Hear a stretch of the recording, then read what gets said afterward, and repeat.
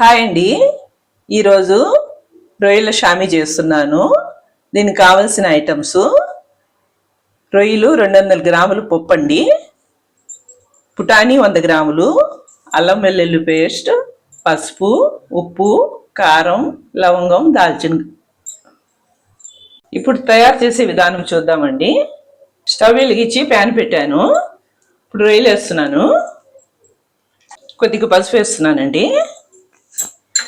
ఇది కొద్దిగా హైలోనే పెట్టాలండి. ఉడికించాలి రొయ్యలు. ఇలా హైలో పెట్టుకొని ఉడికించుకోవాలండి. నీళ్ళు వదులుద్ది, ఆ నీళ్ళన్నీ ఎగిరిపోవాలి మళ్ళీ మనకి. ఇలా చాలా నీళ్ళు వస్తాయండి రొయ్యలోంచి బయటికి.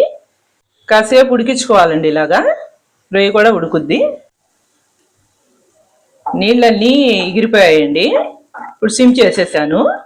కొద్దిగా ఇలాగా అనుకొని కాస్త నీళ్ళు తడి లేకుండా దించేసుకోవాలి. మిక్సీ జార్లో ఈ పుటానీ వేస్తున్నానండి. ఫస్ట్ కొద్దిగా ఇది గ్రైండ్ చేసుకోవాలి. అంటే ఈ పుటానీ రొయ్యలు అన్నీ కలిపేసి ఒకేసారి గ్రైండ్ చేస్తే సరిగ్గా నలగవేమో అని పుటానీ ఫస్ట్లో కొద్దిగా గ్రైండ్ చేస్తున్నానండి. నేను కొద్దిగా గ్రైండ్ చేశానండి ఇలాగా. ఇప్పుడు దీంట్లోనే లవంగాలు, దాల్చిన చెక్క వేసేసుకోవాలి. సాల్ట్ తగినంత సాల్ట్ అండి.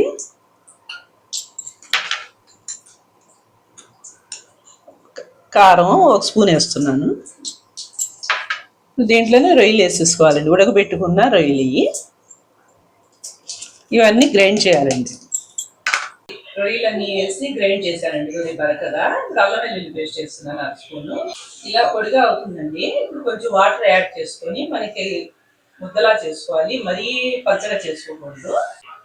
వాటర్ వేసాను. ఇలా గ్రైండ్ చేశానండి. మరీ ముద్దగా కాకుండా మరీ పలచగా కాకుండా ఇట్లా అండి. వడలు వేసుకుంటాం కదా మనం, అలా చేసుకోవాలి. ఇప్పుడు తయారు చేసే విధానం చూద్దాం. స్టవ్ వెలిగించి ప్యాన్ పెట్టానండి. కొద్దిగా ఆయిల్ పోస్తున్నాను. కొంచెం వాటర్ తీసుకొని కొద్దిగా ఇలా తడి చేసుకోవాలండి. ఇలా చేసి ఇలా పెట్టేసుకొని ఇలా బొత్తాలండి. కొద్దిగా వడలా చేసుకోవాలండి. ఆయిల్ వేడెక్కింది, వేస్తున్నానండి. ఫ్లేమ్ మీడియంలో పెట్టాను. ఇలా వేసుకోవాలండి అన్నీను. ఎక్కువ నూనె వేసి డీప్ ఫ్రై అవసరం లేదండి. దీనికి షాలో ఫ్రై చేసుకుంటే సరిపోతుంది. ఇలా కొద్దిగా ఆయిల్ వేసుకొని చేసుకుంటే సరిపోతుంది. కొద్దిగా కాలాక ఇట్లా తిరిగేసుకోవాలండి. ఇలాగా ఇది కలర్ బాగా వస్తుందండి. అప్పుడు తీసేసుకోవాలండి. అన్నీ ఇలా తిరిగేసేసుకోవాలి. తిరిగేసానండి. మళ్ళీ అటు కూడా ఇలాగే కాల్చుకోవాలండి. ఫ్రై అవ్వాలి.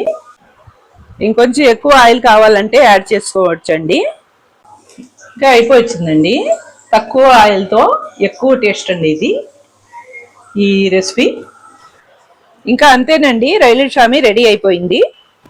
ఒకసారి ట్రై చేసి చూడండి. లైక్ చేయండి, షేర్ చేయండి, సబ్స్క్రైబ్ చేయండి.